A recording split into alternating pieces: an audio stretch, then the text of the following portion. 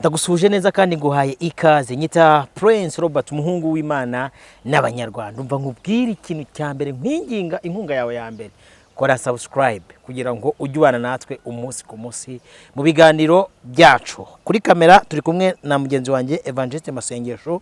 Uyu munsi tugiye kwigisha, tugiye kuganira ibyahishuriwe Yohana. Iki ni igitabo abantu batinya kwigisha, abanyamadini n'abandi bantu bose barakwepa bakaza muri cakira no muri fata, ariko ndashaka ngo tuganire Bibiliya. Ubundi yivuze ngo inyamaswa zavuye mu gitaka n'izavuye mu nyanja zisobanura iki? Rero wicare hano utera agatebe wumve, ubundi ibintu bigende neza. Nguhaye ikaze Masengero. Murakoze, dusuhuje abantu bose badukurikiye. Ukuboko kwiza kw'Imana kubane nabo. Tunejejwe no kuganira namwe, kandi koko ni by'igiciro gikomeye kurenza uko twabitekereza. Imana rero ibaho umugisha cyane. Ngira ngo ntabwo ndaza kuvuga byinshi, ndagira ngo twinginge Imana kugira ngo ibane natwe, hanyuma tubone uko tuganira. Mana, turagushimiye mu izina ry'umwana wawe ukunda Yesu, dushoboze kugira ngo tuvuge ibyo ushaka ko tuvuga, kandi ibushake bwawe ari bwo buganza imitima yacu. Urakoze kukorana natwe, kandi umwuka wawe wera akaba ari we ukwirakwiza iri jambo mu mitima y'abarikwiriye, mu izina rya Yesu Kristo, amen. Yesu umugisha. Uravuze uti ese inyamaswa yavuye mu gitaka, inyamaswa yavuye mu nyanja zitandukaniye hehe? Izo nyamaswa ni bwoko ki? Zisobanura iki? Bavandimwe, ikintu gihari gikomeye nuko uyu munsi ibyo tugezeho abantu barabyirengagije, bajya mu byashize. Ijambo ry'Imana riratubwira ngo ntabwo bikwiriye ko duhora mu bya mbere bya Kristo, ahubwo dukwiriye gutera intambwe tukegera aho dutanguranwa. Ni ukuvuga ngo iki ni igihe ibyanditswe byera, dukurikije igitabo cy'umuhanuzi Daniyeli n'igitabo cy'ibyahishuriwe Yohana. Iki ni igihe ubu buhanuzi buri gusohora mu buryo ubwo ari bwo bwose, ariko ikibabaje n'igiteye agahinda ni uko abantu batari kubyitaho. Ariko Imana iha umugisha abantu badukurikiye, kuko noneho bagiye kubyitaho. Ibyahishuriwe Yohana ibice 13 umurongo wa mbere havuga ngo haduka inyamaswa ivuye mu nyanja. Iyi nyamaswa yavuye mu nyanja, ngo ngihagarara ku musenyi wo ku nyanja, ngiye kubona mbona inyamaswa iva mu nyanja ifite amahembe 10 n'imitwe 7. Ku mahembe yayo hariho ibisingo 10, no ku mitwe yayo hariho amazina yo gutuka Imana. Iyo nyamaswa nabonye yasaga n'ingwe, n'amajanja yayo yasaga na ya aruko, akanwa kayo kasaga n'ak'intare, cya kiyoka kiyiha imbaraga zacyo. Imana itugirire neza. Turimo dusoma hano, nagira ngo mbabwire ko aba bami 10 cyangwa se aya mahembe 10 asobanura abami 10 bagomba kuzakorana na Antikristo.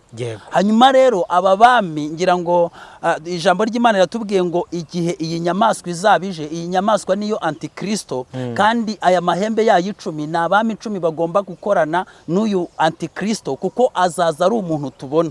Paulo yandikira Abatesalonike yaravuze ngo ubugome cyangwa se amayoberane y'uwo mwanzi Satani n'uyu munsi yamaze kugaragara, ariko ntazahishurwa kuko uyabuze ubu ngubu atari yakurwaho.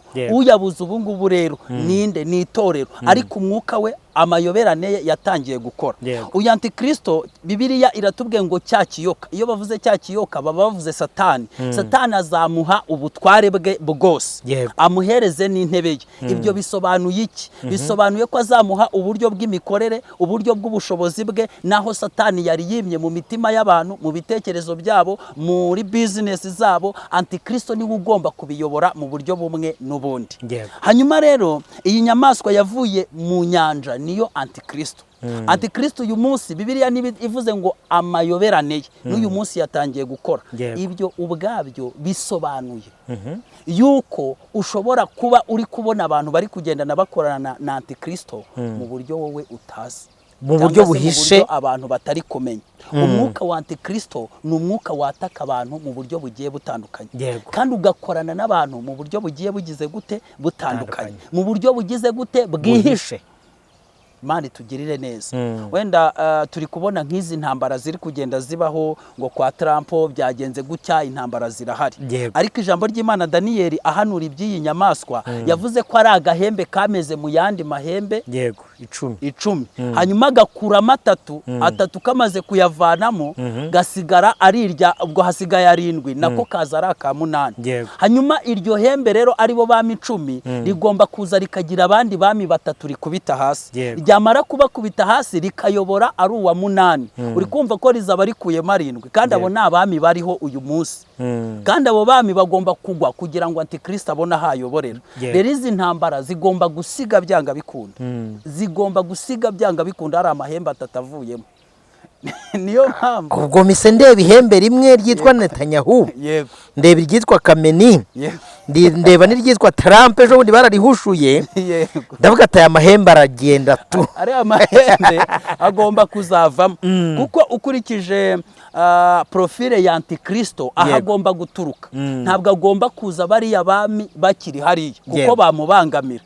agomba kubakuramo isi akongera akaba nk'uyibumbiye hamwe ahandi mwakekaga ubwami cyangwa ubushobozi akaba atariho buri ahubwo ubwami bwose akaza akabufata kandi ejo bundi yari yahamagaye andi mahembe aya 3 nari mvuze yahamagaye andi mahembe mu kuyahamagara agatire arika dufite gahunda ntago mwebwe mubo tuzakorana nabo cyane murimo ati rwose mwiduhamagara ngo tujye kubafasha intambara icyo tureba nuko mugomba kuvaho niyo mpamvu uyu munsi ushobora kujya kubona ibihugu byari biri inyuma ya Amerika biri kugenda bivaho kuko iyi ni intambara iri gutezwa na Antikristo mu bundi buryo bamenye ko ari we uyihagarariye ntabwo ari umwana w'umuntu uhagarariye iyi ntambara si n'umwuka w'umuntu si n'ibyo abantu batekereza ahubwo Antikristo ubwe niwe uhagarariye iyi ntambara mu buryo bumwe n'ubundi kandi Antikristo mu guhagararira iyi ntambara agomba kwica abashaka akazamura abashaka Bibiliya iratubwira ngo umuntu wese uzamwemera azamwogezanya icyubahiro ni ukuvuga ngo rero ibihugu byose ubu bigomba kugenda biva inyuma ya Amerika ya mahembe 3 yose agomba gukukamo cyangwa gushingukamo bigomba kugenda biyava inyuma n'ibizajya inyuma y'iryo hembe bizatsindwa niyo mpamvu uyu munsi ibihugu bya dominaga ntabwo ari byo mugiye kumva bidomina niyo mpamvu ihembe rimwe rizata Antikristo azarishuka atitangiza intambara mu kanya biraba bikemutse ntabwo birarenze iminsi ngahe ariko wajya kubona wa wundi waruzi karatsinda ukabona ni utangiye gutsindwa kubera iki agenda nuko nguko yubatse twibutsa abantu ko haba mu buryo bwa politiki haba mu buryo bw'iyobokamana no mu bukungu haba no mu buryo bw'ubukungu hari agenda ziri gukurikizwa kandi agenda iri gukurikizwa sa agenda y'umuntu na agenda ya Antikristo niyo mpamvu ubukungu turabizi ko Antikristo azayobora mu myaka 7 namara kwima ingoma namara guhishurwa ku mugaragaro itorero ryakuweho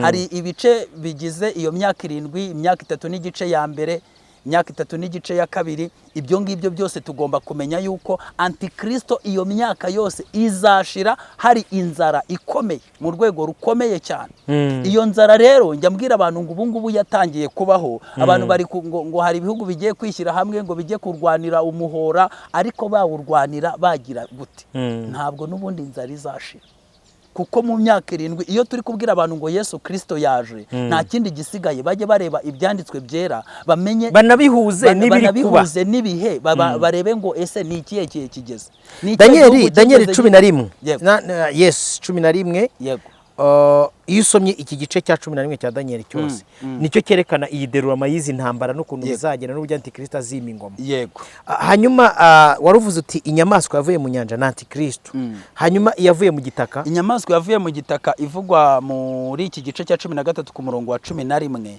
iyi nyamaswa yavuye mu gitaka yo n'umuhanuzi w'ibinyoma umuhanuzi w'ibinyoma ari ugomba kuzaza hagarariye idini yego iryo dini kandi nawe muri kubireba yuko yamaze kugira gute kuryoroganiza mu buryo bumwe n'ubundi byanga bikunda abantu bamenye ko idini ryarangije guhura oya ejo bundi mwarabibonye urewo ukuntu yahise atrasano ejo ndari muri Zangora n'ahandi wabonaga ko ari ibintu biri connected mu misigiti mu cyose Abrahamic house yamaze kubakwa namwe n'amaso yanyu tutagiye mu by'umwuka muri kubibona ko n'amaso arabibona ntabwo ari ngombwa ko tujya mu mwuka ngo tubasobanure n'ibintu bikomeye niyo mpamvu mu by'umubiri murabona ko Emmanuel Macron natangiye kujya kuri sene rwose kuva Jeux Olympique yatangira yidekarara aza kuri no farashi turi kuvuga. Biri kugaragara ko byanga bikunda, ngira ngo abantu nimba babirebesha amaso uyu munsi nimba Antichrist ariho tubimenye, uyu munsi ariho nubwo atari yahishurwa ku mugaragaro,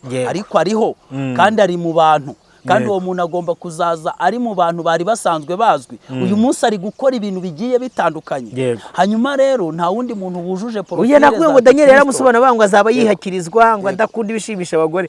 Mwebwe mujye mwitonda murebe neza munakore n'ubushakashatsi. Sibyo? Yego. Ibintu byose arabyujuje. Mumenye ukuntu umuntu yari umugabo ejo akaba yitwa Brigitte. Akaba yitwa Brigitte. Nukuvuga ngo byanga bikunda ntabwo twabipresiza kubera ko ibintu by'ubuhanuzi no kwitonda, kandi abenshi bagiye barwanira profile za Antikristo no kwitwa we, ariko bikagenda bibananira. Nawe ashobora kuzahinduka hakaza undi, ariko kuri uyu munsi nta wundi muntu turi kubona ushobora kuba yamusimbuka. Umuntu uri kuri ubundi Yohana yaranditse avuga ngo Antikristo ni benshi kandi barakora mu buryo bw'amayoberane. Isi kuva yatangira muri biziko Satani agenda burikora amateka n'icyo wita ijambo ry'Imana. Isi kuva yatangira uhereye mu gihe cya Banero ukaza ba Bonaparte, ukaza ukagera muri ba Hitler, ukaza ukajya nejo wundi n'aba ba Donald Trump, urabizi ko bashaka kwishyira kuri profile bikanga.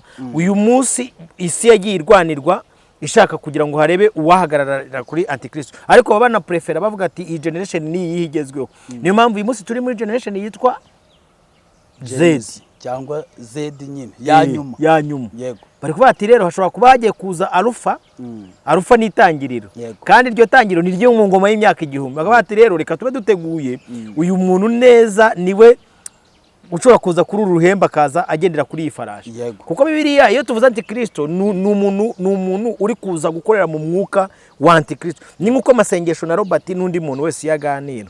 Nkunda kubwira abantu ngo ntago bari Robert uri kuvuga, ahubwo bari Kristo uri kugira gute uri kuvuga. N'umuntu wese urwanya ko Yesu atazutse, uwo ni Antikristo niko biri Kristo nawe. Yego. Hari ibintu wenda nshaka gucamo nko mu ncamake kugira ngo dusoze.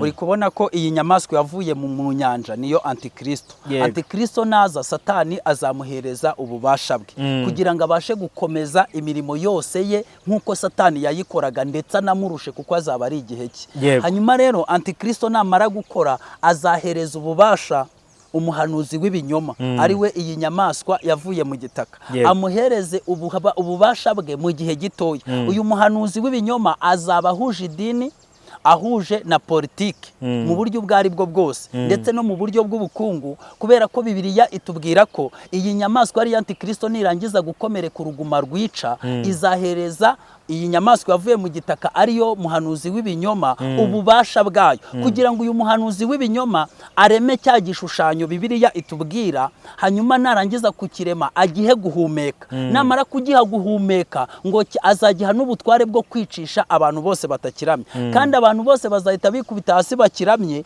kubera yuko ahaye ngo baramye na ya nyamaswa yahaye Antikristo ubutware. Urukumva ukuntu ari ibintu bigenda bishorera. Urumva abantu benshi tuzagumya twigisha ibyahishuwe. Ubu noneho twatatse tugiye gutangira kwigisha ibyahishuwe. Harimo time y'imyaka 7, 3 n'igice. Isi bizavuga ngo ni amahoro, itoro ryamaze gutaha. Iyo tuvuga itoro ni ishyanga ryera, umukumbi muto, abantu Imana yaronse, umuganura, abantu bakurikira umwami Yesu ahajya hose. Mu myaka 3 n'igice hazaza ubuhamya bw'abahamya babiri, ariwe bita Mose na Eliya, bazaza gukora mu kimbo cyo kwereka isi yuko uyu muntu bari kuramya, uyu muntu bari gusingiza atari Mesiya nkuko byavuzwe, sibyo? Aho rero niho gukomereka kwa Antikristo kuzagira gute kuzatangira, agira umujinya, niho azatangira guherereza icyo bita idini. Noneho bavuga ati noneho umuntu utaraturanye agomba kwicwa, kandi ni naho azashyiriraho mu myaka 3 n'igice ya nyuma, ni nabwo kira kimenyetso cyo kukiganza no mu ruhanga kigomba kujyaho, ari nacyo gifitanye isano n'iyi nzara iriho uyu munsi, kubera ko iriya nzara niyo izatuma abantu bapfukamira Antikristo kugira ngo babone icyo kurya. Iyo batangiye gufunga umuhora, Antikristo aba ari kuvuga ati hari utuntu nestaye tw'iyo mihora, ubundi mubanemo gake turebe ibyari byo. Ubundi guhera muri Covid narababwiye ngo bari gukora icyo bita installation. Installation rero igeze kuri 6e etape. Cyane rwose. Hamanje kureba ngo isi tuyicaje hasi tukayipfuka umunwa wapfukwa basanga byakorwa, sibyo? Baricara bavuga ate ko se isi tuyikontrole sibyo tukayifata neza. Yego. yewe ubona utuntu tw'utwajenda twa make gake gake wa mwana wa muhungu mwivugira ngo ni ibintu ati tugiye gukora utuntu urabona buriya muntu ufite moto ya Sipiro ni urugero ruto nanze. Murabizi ko buri masoko yose afite urwinjiriro n'urusohokero gusa. Ubwo ni ukuvuga ngo n'abaritaye bakagenda bakajya hanze. Buriya Sipiro ifite urwinjiriro n'urusohokero. Ni ukuvuga ngo ushobora kuba uyiriho bakaba batihagarara aho ngaho turaze tubagusange. Akabana bakaba bati nturenga aho ngaho. Cyane ko baba bari no kukureba. Hanyuma rero buri kintu cyose niko kigiye kimeze kandi ibyo byose byari ibintu byahanuwe. Hanyuma rero muri iyo myaka 3 n'igice ya nyuma nkuko wari ubivuze nibwo hazazamo ubutumwa bw'abahamya babiri, nibwo hazazamo ubutumwa butatu bw'abamarayika bagomba kuzavuga buriya butumwa bwo kugira ngo abantu bizere Imana bayubahe. Ni minsi buri munsi hazajya haba ikintu gishyashya kuko Antikristo nawe Bibiliya itubwira ko azaba ari gukora ibitangaza byisha bikoreye mu muhanuzi w'ibinyoma byo kumanura umuriro ukagwa hasi, agakora ibitangaza byo gukiza abarwayi. N'ibi bintu byose abantu bari kugenda babona abaprofete bigisha, abandi bahanura, abandi bakorana n'imbaraga za Satani ariko bagakorana nazo mu izina rya Yesu. Aba bose ni abakiriya cyangwa n'abahungu n'abakobwa ba Antikristo yatoje kugira ngo baze kumubanziriza kumuharurira ikibuga.